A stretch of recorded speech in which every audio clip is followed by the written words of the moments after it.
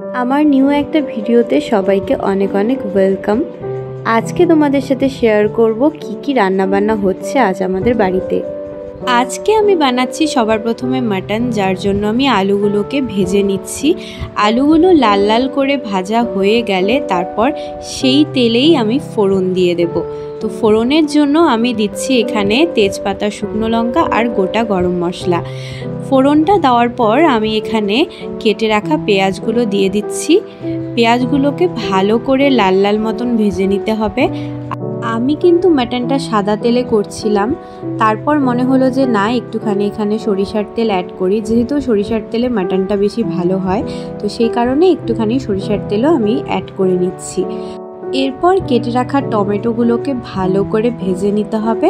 আর ওদিকে মা মাটনগুলোকে ভালো করে ধুয়ে নিয়ে কিন্তু কড়াইয়ে ডাইরেক্ট দিয়ে দিচ্ছে। যে কোনো রান্নার পদ্ধতি এক একজনের হাতে এক এক রকম, আর টেস্টও হয় এক এক রকম। তো আমি বেসিক্যালি মাটনটা কিন্তু এভাবেই রান্না করি, আর খেতেও কিন্তু ভীষণ টেস্ট হয়। তারপর দেখো মাটনগুলোকে ভালো করে ভেজে নিয়ে আমি ঢাকা দিয়ে দিয়েছিলাম, আর দেখো কতটা জল ছেড়েছে। তারপর এই পর্যায়ে আমি নুন আর হলুদটাও দিয়ে দেব। যতক্ষণ না জলটা শুকিয়ে এসছে আবারও মাটনটাকে ভালো করে ফ্রাই করে নেব।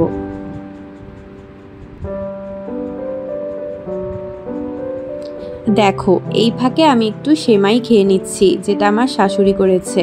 আর এই দেখো আমাদের গাছের লঙ্কা, যেগুলো ভীষণ ঝাল। তো তারপর দেখো অনেকটাই জলটা কিন্তু কমে এসছে। তো এখন আমি এখানে মেন মশলাগুলো অ্যাড করব। তো তার জন্য সবার প্রথমে বেটে রাখা আদা আর রসুনটাকে আমি এখানে দিয়ে দিচ্ছি। আদা রসুনের গন্ধটা যতক্ষণ না যায় ততক্ষণ কিন্তু এটাকে ভালো করে ফ্রাই করতে হবে।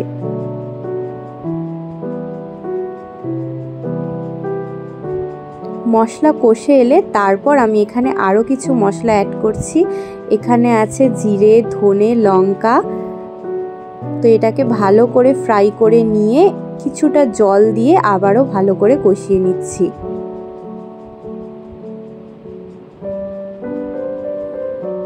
দেখো এখনই কালারটা কত ভালো এসছে। আমি কিন্তু এখানে এক্সট্রা কোনো কালার অ্যাড করিনি। পাশেই মা মাছের ঝোল করছে, তার জন্য মাছটাকে প্রথমে ভেজে নিচ্ছে।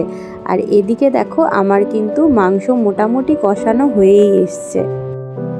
এখানে আমি আরও কিছুটা জল অ্যাড করছি, তার কারণ মশলাটাকে আরও ভালো করে কষিয়ে নিতে হবে। মাটনটা কিন্তু যত ভালো করে কষানো হবে এর টেস্টটা কিন্তু ততটাই ভালো আসবে। যখন মশলা কষে গিয়ে এরকম উপরে তেল বের হয়ে আসবে তখন কিন্তু আমি এই পর্যায়ে ভাজা আলুগুলো দিয়ে দিচ্ছি।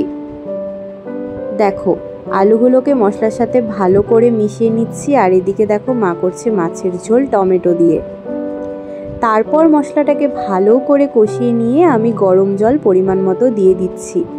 যেহেতু মাটনটা সেদ্ধ হতে একটু সময় লাগে, সেই কারণে আমি জলটা একটু বেশি দিচ্ছি। এরপর স্টিম কমিয়ে দিয়ে প্রায় 15 মিনিট মতো ঢাকা দিয়ে রাখতে হবে। আর এদিকে কিন্তু মাছের জন্য মশলা কিন্তু প্রায় কষে এসেছে।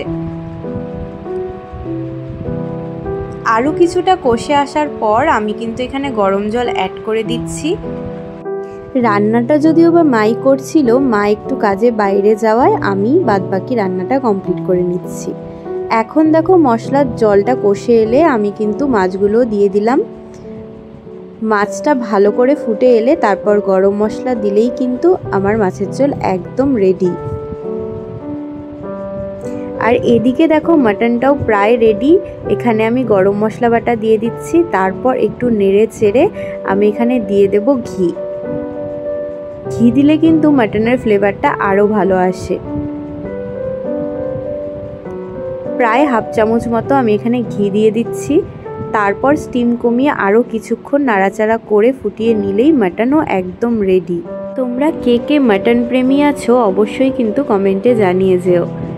তারপর দেখো এদিকে ডালটাও ফোড়ন দিয়ে দিয়েছি। আজ হচ্ছে মুসুর ডাল। সবশেষে ভেন্ডিটা ভেজে নিয়েই আজকের কিন্তু রান্নাবান্না একদম কমপ্লিট। আজকের জন্য ভিডিওটা এই পর্যন্তই। ভালো লাগলে অবশ্যই লাইক কমেন্ট করে যেও।